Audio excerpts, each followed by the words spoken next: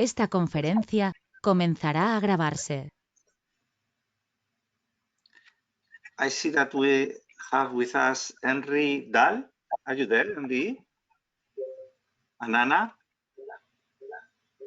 Yes, I'm here. Good morning. Good morning. There is somebody with the with echo, with the mic on that is creating echo. Yeah, that was me. It's done. Okay, thank you. Thank you very much. So welcome everybody to this morning session. Today we are, please, if you are not using the mic, if you are not speaking, please, yes, put your mic off. Thank you very much. We are going to focus our session on ideas for the RRF flagship Modernise. As you know, we are focusing our last session on the different flagships for the Recovery and Resilience Facility. And today we are speaking about this concrete one with Enrique Dahl and Anna, sorry for the pronunciation, I'm sure that it will be horrible, Harstrom from Future Position X. But before, we will hear Nina Hoffman introducing us to this flagship. Nina? Good morning, everybody, and thank you for joining us today in this Friday. In our session today, we will look, as Antonio has just said, on the flagship area Modernise, which falls into the guiding principles for the National Recovery and Resilience Plans, which by now you've already seen a couple of times, but since we have also new participants here, we will repeat them. So for the RRF, for the Recovery and Resilience Facility, there are defined environment, productivity, stability, and fairness, all working towards a competitive sustainability as the guiding principles for the plans. And the 7 flagship areas for investment and reforms in the next years are Power Up, Renovate, Recharge and Refuel and Connect, 4 flagship areas that we've already been discussing during our webinars. And today we will look at Modernise, mainly focused on the digitalization of the public administration, leaving us with a scale up and reskill and upskill for next week as the last 2 flagship areas, which will look at data cloud capacities and sustainable processes, and education and training to support digital skills. And what can we understand under Modernise in the Annual Growth Strategy 2021? There's the following description. So we will talk about these guiding ideas, saying EU ID in key digital public services should be modernized and accessible to all. Secure and EU-wide electronic identification and authentication vis-à-vis governments and private actors and access to their services will provide citizens with control over their online identity and data, as well as enable access to online digital services. The digitalization of public administration and services will increase the effectiveness of both. This includes also the justice and healthcare system. And there is a clear aim also defined. By 2025, member states should ensure the provision of European digital identity, and public administration should be providing interoperable, personalized and user-friendly digital public services.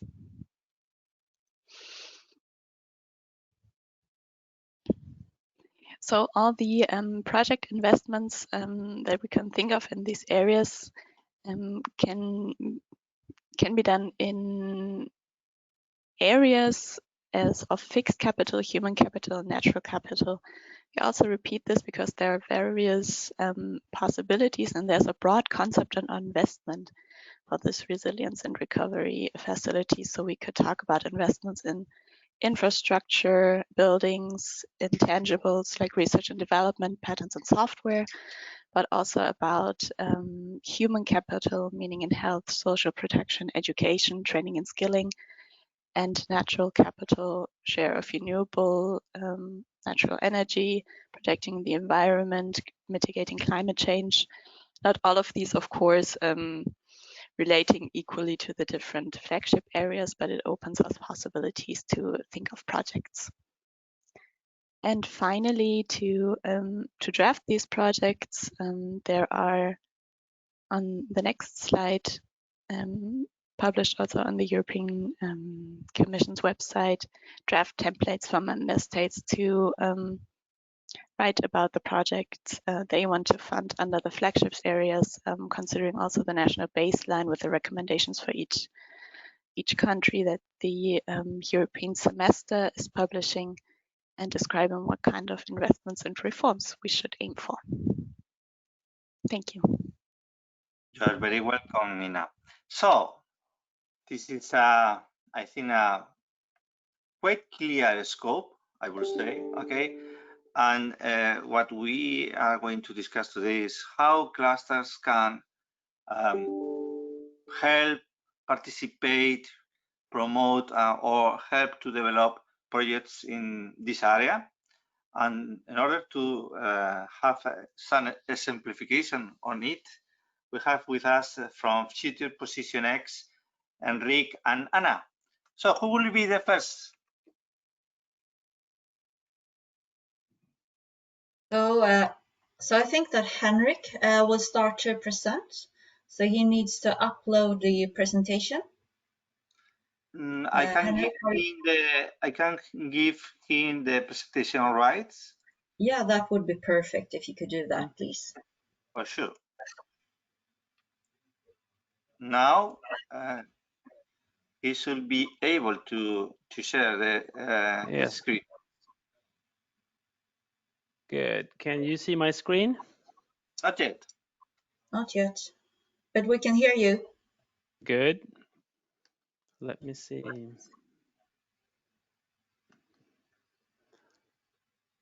So can you see my screen now? No. Not yet.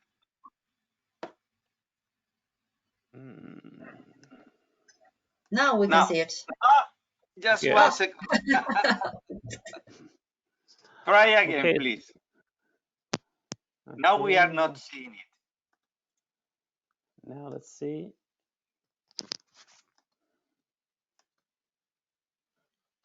Can you see it now? Yes. Yes. But it would be better. Now we see the presentation behind the screen of the meeting. Now it's a little better. Yes. What about now? Yeah. Okay. Now it's perfect. Very good, Henrik. Okay. So now we got something to look at, and also we then add a presentation to it. I'm very happy, and Anna too, to be invited to this meeting. So we're going to give a short presentation about the white paper that we've done and that Anna has conducted. I'll give you some background about us, about the organizations that have been involved, and then we go into the paper. I hope that is a logical setup for this meeting. So I will begin. And my name is Henrik Dahl, and I'm the CEO of Future Position X. Future Position X is an organization which is situated in Gävle, just north of Stockholm. We've been in business for about 14 years, and we work with smart, viable, and sustainable cities by data-driven innovation.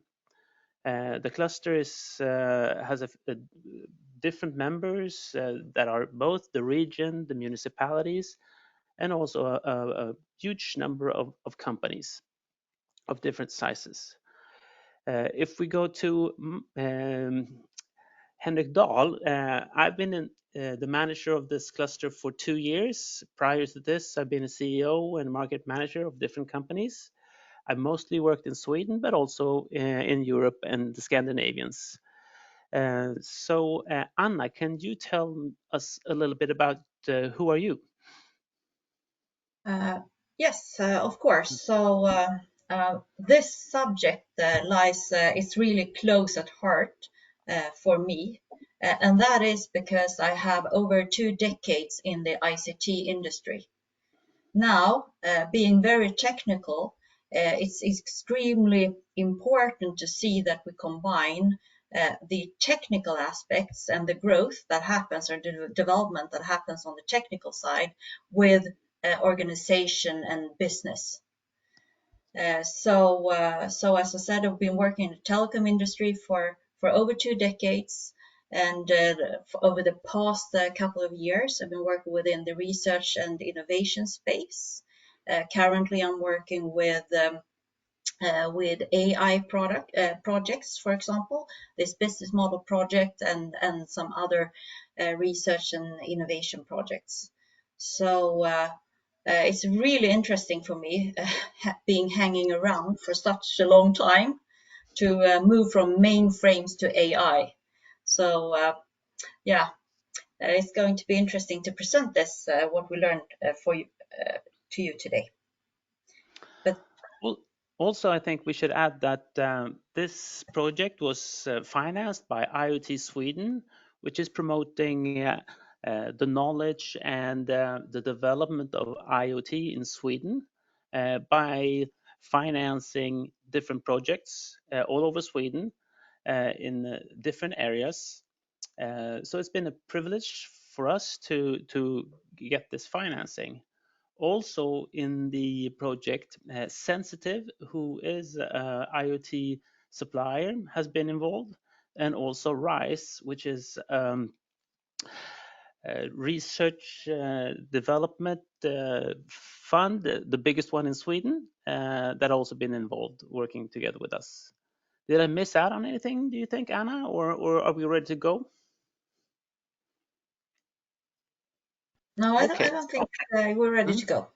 Yeah. So I'll skip to the next slide. In order for you to get a little bit of background, we selected some facts and figures, and we'll not go into all of them, but a few of them. So if we look at business models in numbers, 72% of the managers think that their current business model will be outdated in about 5 years. And also 23% of Sweden company believe that they will encounter challenges when new business models will be introduced to their organizations. So, well, there is a challenge here. If we go into IoT, and I'm not going to go through all of them, but a few of them to give you a bit of background. IoT in numbers, 86% of the companies believe that they will significantly increase their investments in IoT in the next couple of years. 86%, that's a high number, okay? And if we go down to 172 million Swedish kroners of the Swedish mobile operators constitutes to machine revenues. And that's a very low number. And also, if we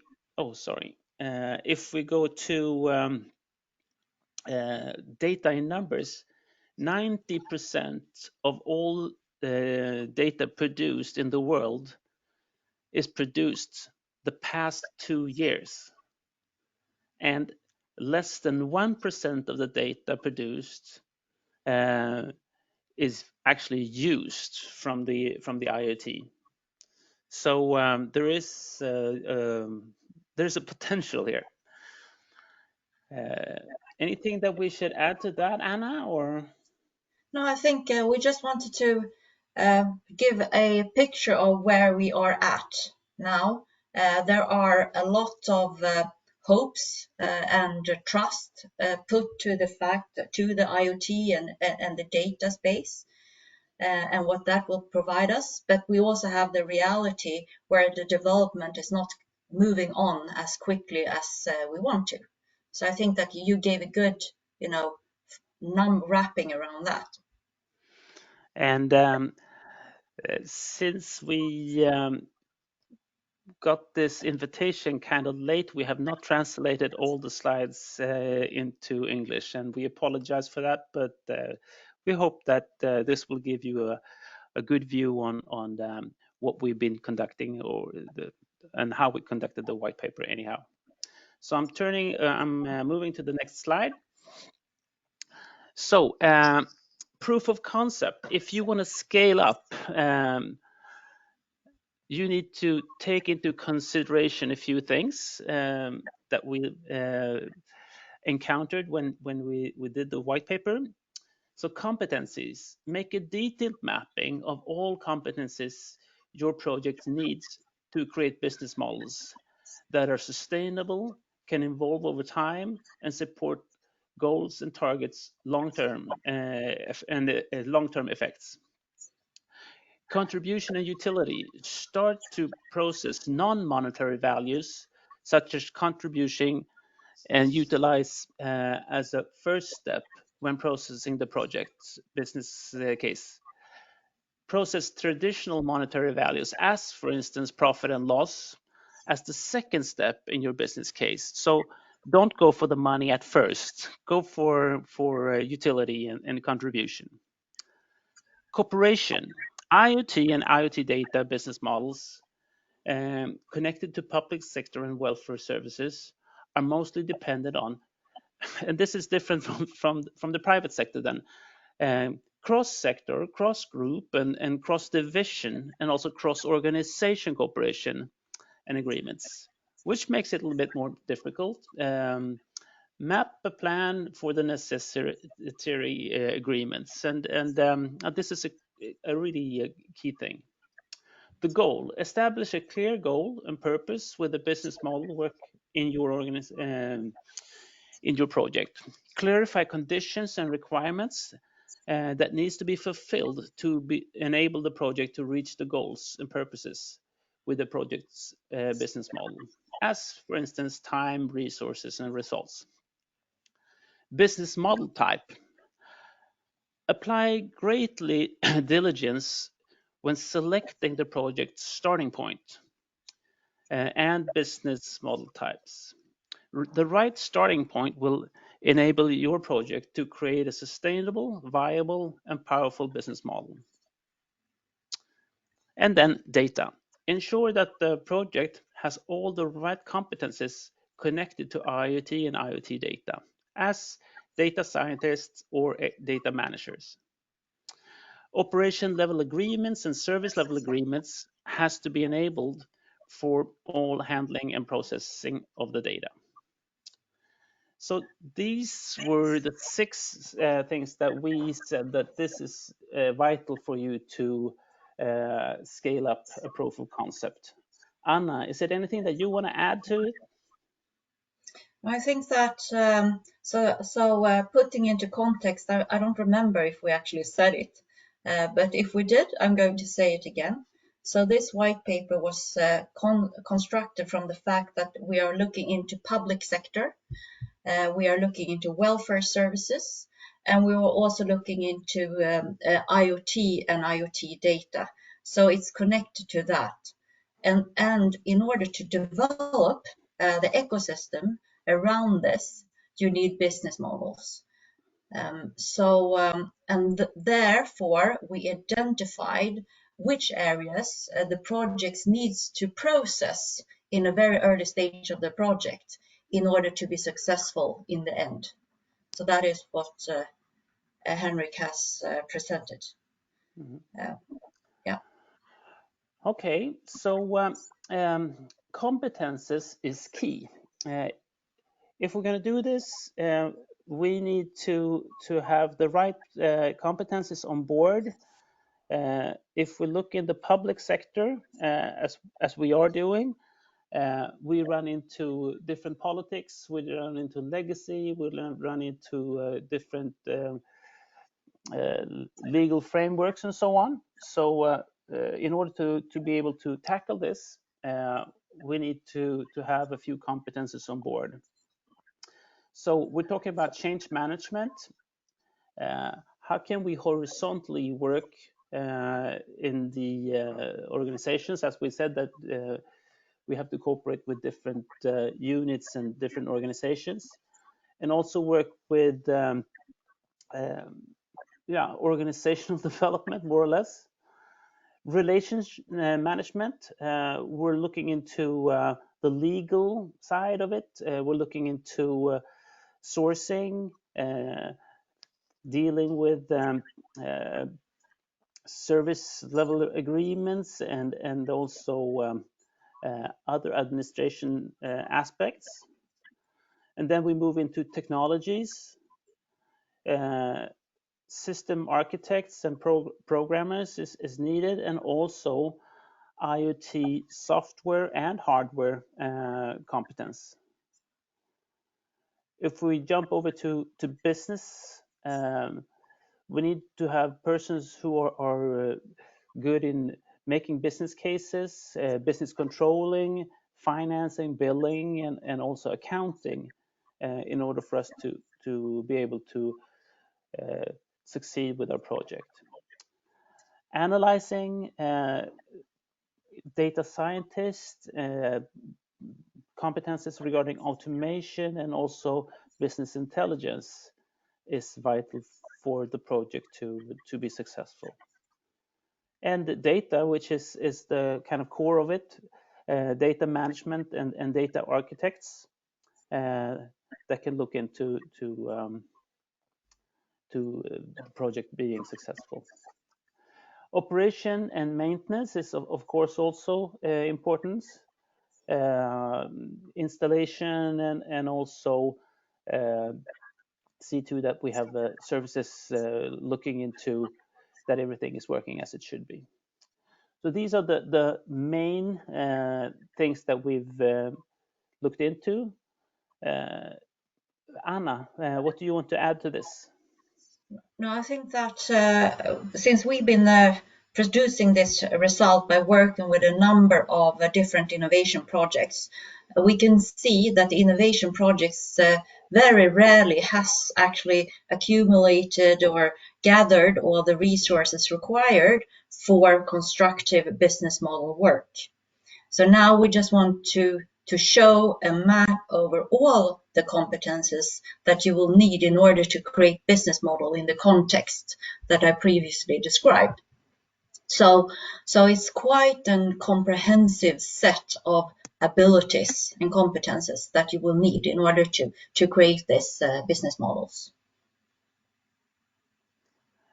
And also we can say that when we've done this white paper, competence is usually one of the things that many points out as being one really tough thing to acquire to the projects. This is a thing that they don't have in their organization, so it's been a challenge for them.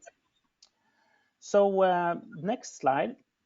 The key takeaway is to have a comprehensive approach. If you have a smaller project that you started regarding business models and you want to scale it up, you really need to look into all the different aspects to it in order for you to be successful. It takes time. Working with new organizations or new parts of the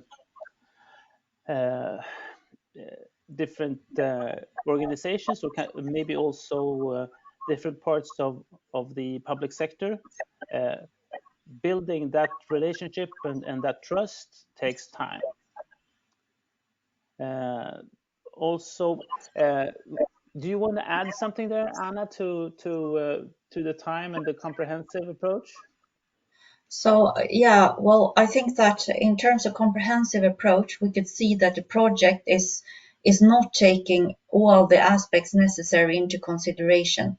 So you really need to map and understand the full landscape of where you are going to implement your business models before you actually create them. And a lot of projects doesn't take the time required to acquire this comprehensive approach. In terms of the 21st century business modeling, we could see that now we're focusing on new technology. We're talking about big data, dark data, data in all different forms. We're talking about IoT, networks of networks, that are going to cooperate together. So we're quite modern when we talk about the technology aspect. Now, when we need to pair that with organization and business, and then all of a sudden we can see that the projects tend to use old legacy methods to create their business models, which is not applicable on the new technology.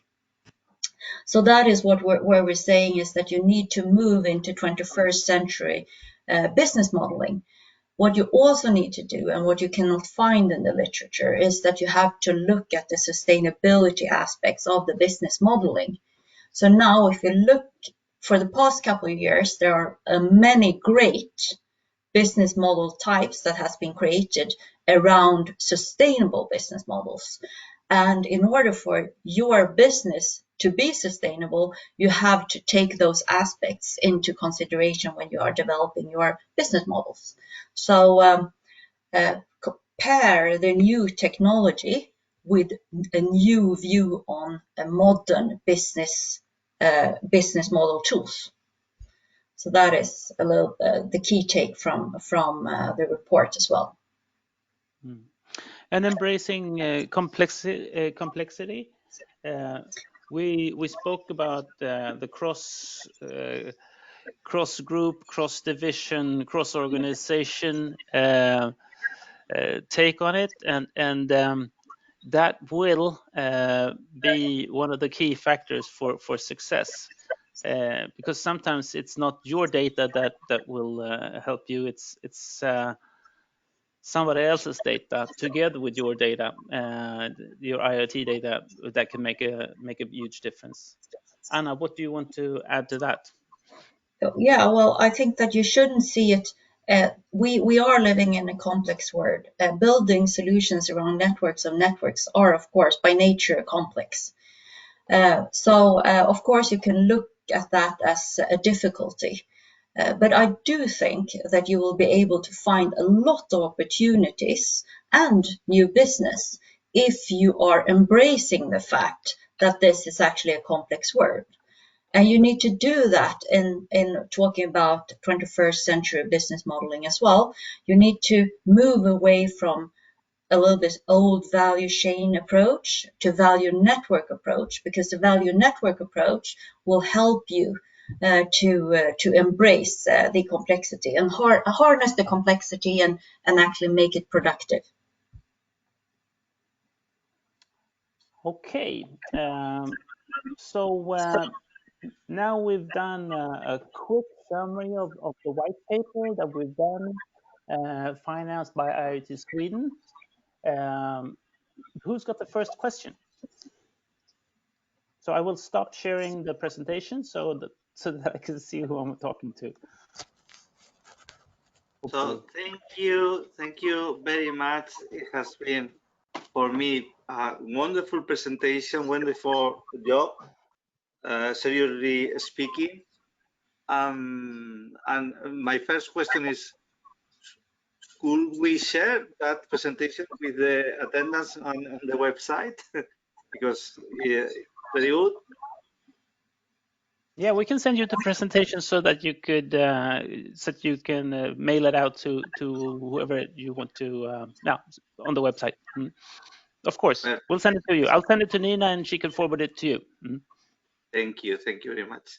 And now it's the floor is open. Questions and comments. I have a lot, but I prefer to open the floor to everybody. If not, may I join the floor? For sure.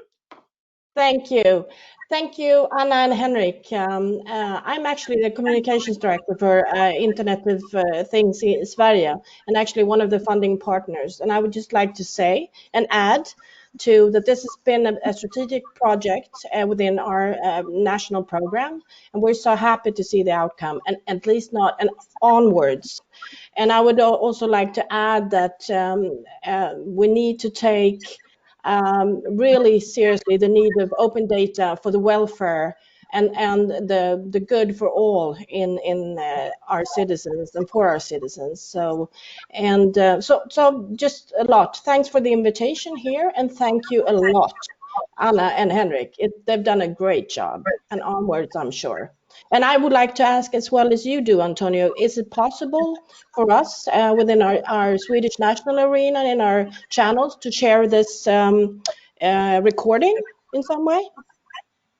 For sure. We will, Okay. publish it in the ECCP, the European Cluster Collaboration Platform, and also in our YouTube channel, and for sure. Totally Thank you. Great. Thank you.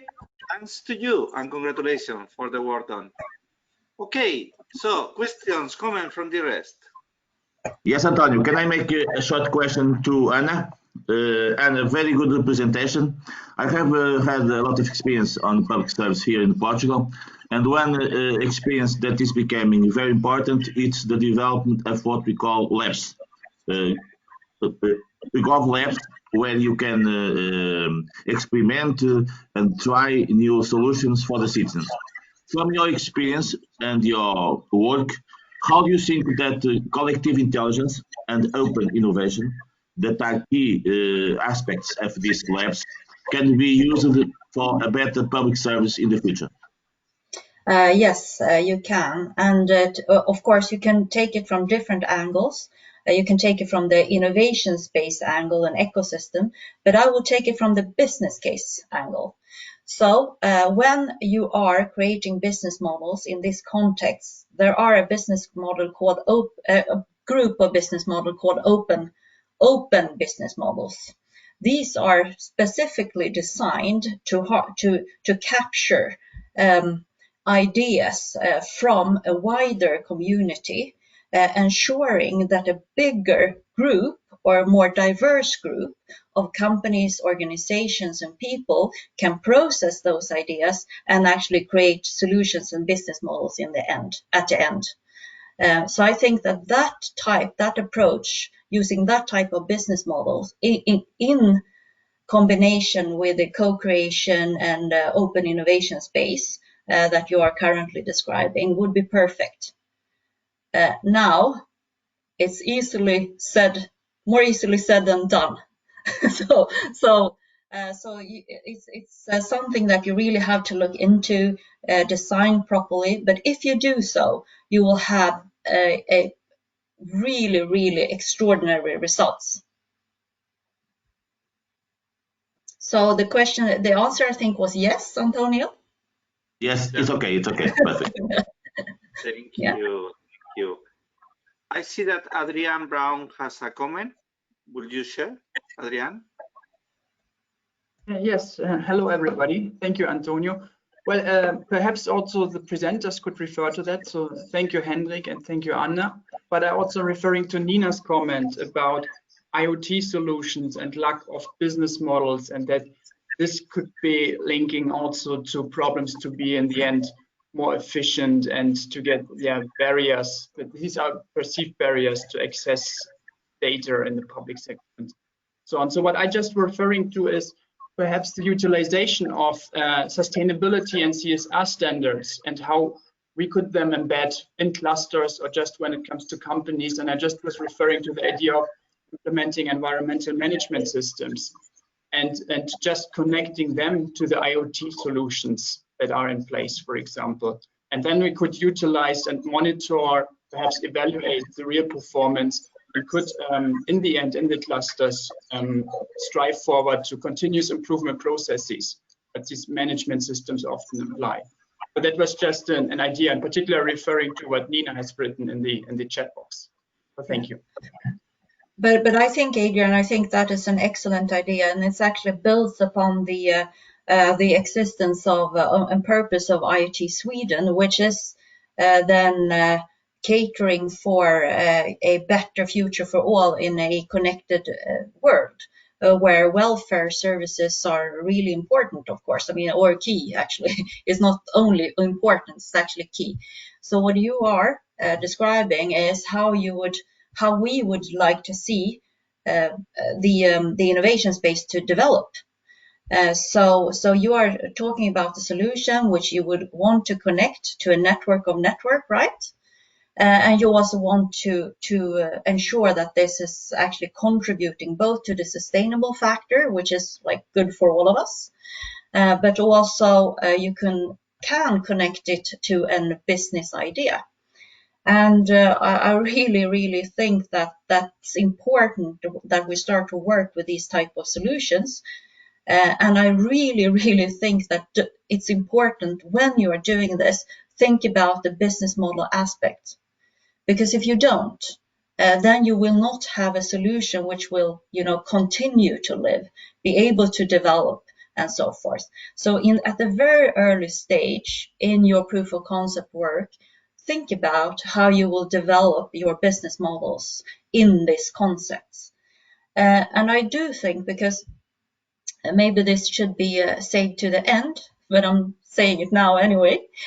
And I do think that it's we have a lot of conclusions and learnings, and as an organization, Future Position X will carry those learnings forward.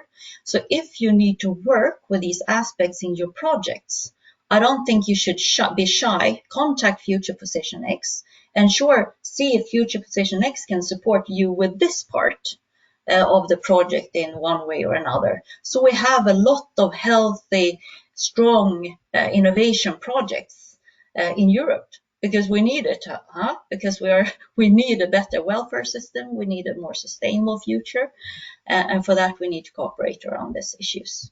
Maybe that was not what I was supposed to say, but feel free to continue the contact after this meeting. On the contrary, Anna, we are going to contact you for sure. And that's the purpose of these meetings, to really know what we are doing across Europe and to open possibilities of collaboration. So your comment is very welcome. More questions, more comments? If not, I have several, probably dozens. So just the first one. The cluster itself. Yes? Excuse me, I have a comment. Let's go on, please. Go on. Do you hear me? Yes, okay. Yes. Okay. I'm Andrea Tironi from Italy. I listened to IoT concept, and for my experience in Italy, talking about IoT in public administration is a really advanced topic. But what I think we need is a mix, is sharing experience from every state, every nation, to take the money from the recovery fund, and with this money change the public administration from a level that is the past respect IoT.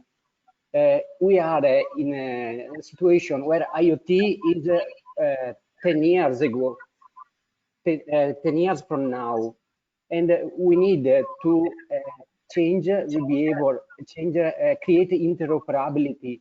Today, the database of public administration listed public administration in Italy are email, are single software that don't talk with other software.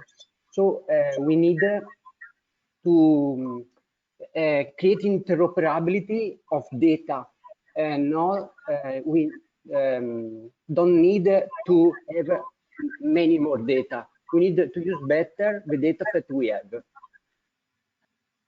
Antonio? I'm totally in line with you regarding that we need to use the data that we already have, but whether we like it or not, we will run into having even more data. So I think we need to work on both ends. Sorry for interrupting. Please continue. I think you are right, Eric. We need to have the two way. We need to use better the data we have, and we need to collect more data. Probably, for my experience, I see more the gap in the first way. So we have many data, but they are in different database. They are not interoperability, and so we have a problem about using this data. So when I see the second way, when I talk about the second way, I think, but we have an incredible gap in the first way. Can I add something, Antonio? Sure. Thank you everyone for your presentations and experience, and thank you, Andrea, for the intervention. With Andrea, we are collaborating in the CREMA context and the surrounding territory. I wanted to ask to every one of you if you know about some in web pages where there is some best practices about what Andrea was talking about. So, okay, the direction of IoT, but first of all, I can say digitalization of processes in public sector, and maybe sharing experience about what different member states are doing right now. I don't know if you know some of these project examples that can be followed in this context of the recovery plan. Anna. Yeah, I think that if you go to the Swedish Digitalization Authority, you will find a lot of good information there, because they're taught. I mean, they have one assignment, and that assignment is to work with the issues that you just raised.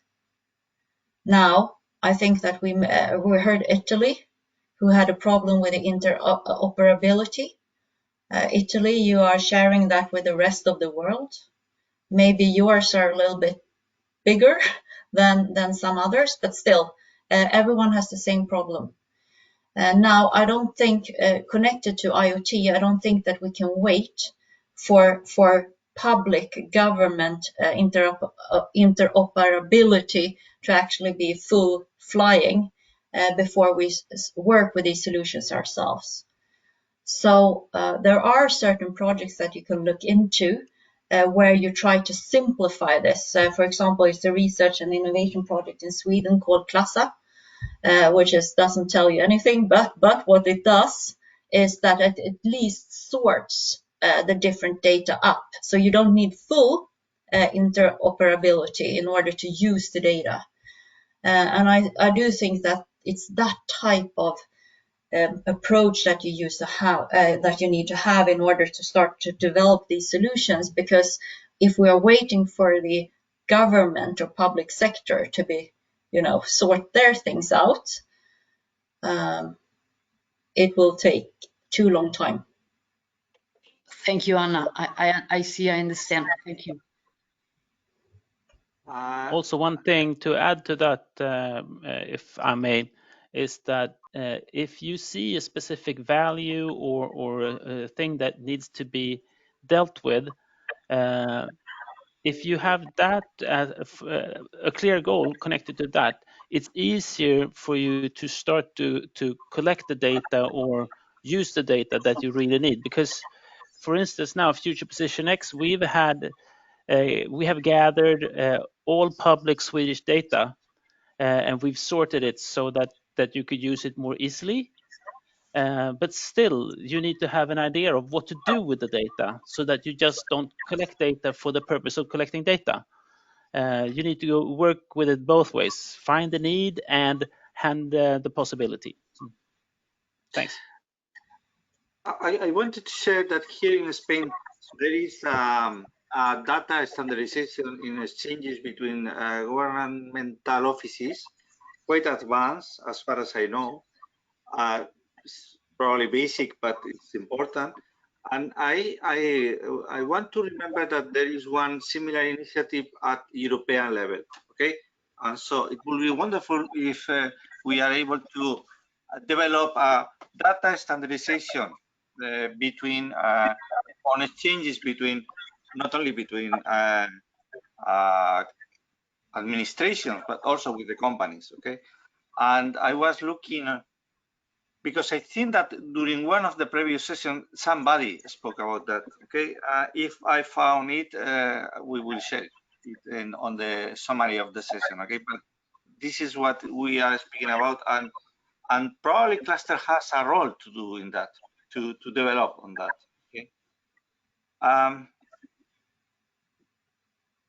More questions, more comments. If not, I want just to ask about that. So, about your cluster, okay? How many people do you have in the cluster? How many members, so to say, or? No, staff for the cluster. Okay, we are 8 persons in the cluster. We have a few data scientists, and then we have process managers and communication and financing and so on. So that's about us. It's easy.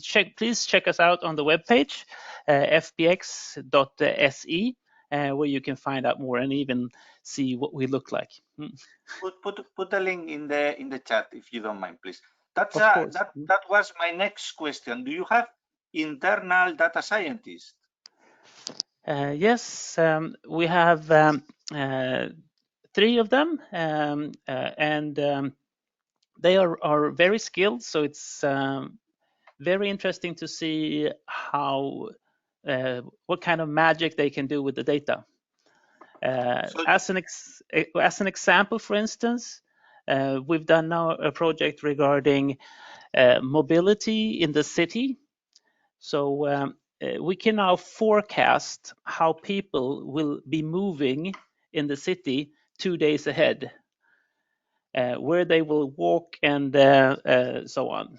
In Sweden, this is good for if there's snow, where should we take away the snow first? If you want to reroute the bus lines, how can we do that? Yeah, for the public good, so to say, and also for the businesses. Wonderful. You are a role model for me. We have, I am cluster manager of IDEA, and we have also a team working on this same. So we need to speak, okay? But anyway, are you building proposals for the recovery plans of your country? Yes, Sweden's been fairly hardly hit by COVID, and I think that we've seen a few of the impacts so far, and I think there's yet more still to come. So Sweden has launched a package to deal with COVID impact, and there's a second package coming up. I don't think we've been so successful in looking into what the European Union has been offering so far. But I hope that this will change, and I think this is a similar situation to many other clusters and countries. We've been quite busy handling and dealing with COVID as it is. So taking care of our members in the clusters, taking care of and working with the region and the municipality, it's been a full-time job. I think it's more or less now where we could look around and see what other possibilities are there connected to European cooperation and European financing. So I will give you one example. We are speaking about the recovery and resilience facility. I don't know how many euros are allocated to Sweden, okay? But here in Spain, it's a lot. It's something like 140,000 million euros. And 70% of that amount should be spent in 2 years. And what we are doing is creating proposals from the clusters to the national or regional authorities on projects that could allocate that money on real investment and help our businesses and administrations to modernize. So that's what we are speaking about when we relate to the flagship Modernise. And so this session is about inspiring our cluster some possible proposals for these flagships, for these recovery and resilience plans. Not only for that, for sure, we are learning and we are sharing and we could create another opportunities, okay? But it's very interesting to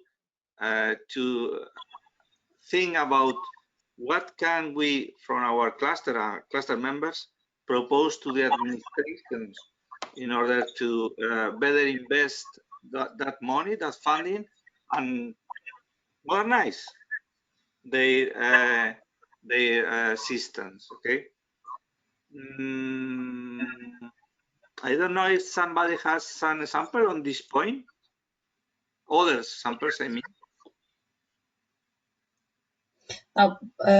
Just a comment to that from our end.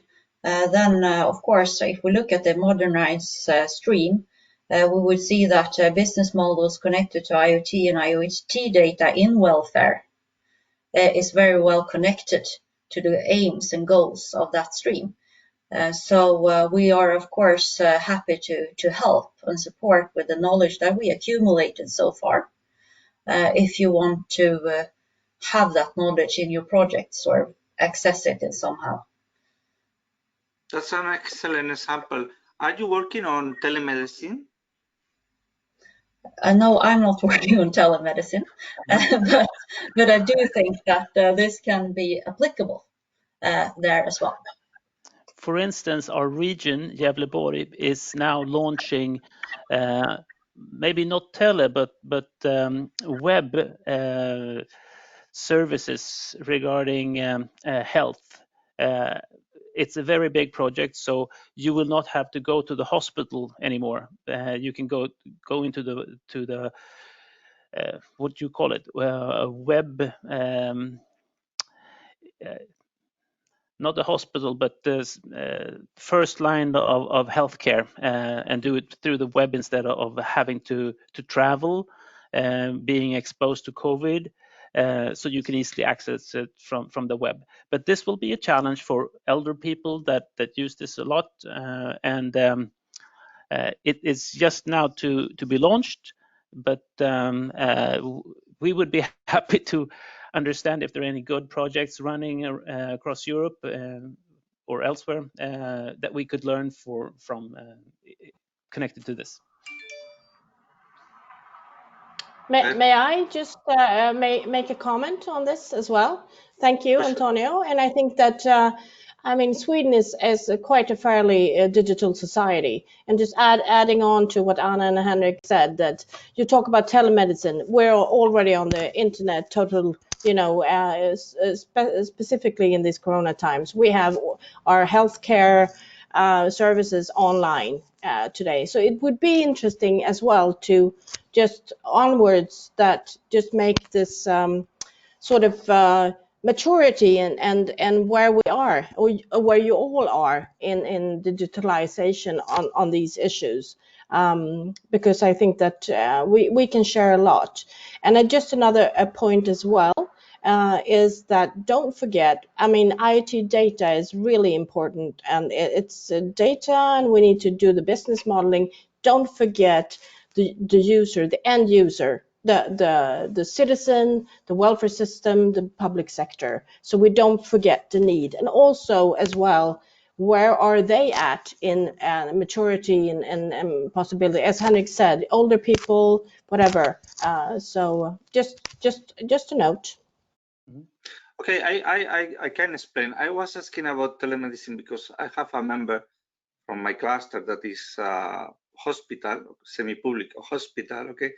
Not only hospital, they have 80 medical centers across the territory, okay?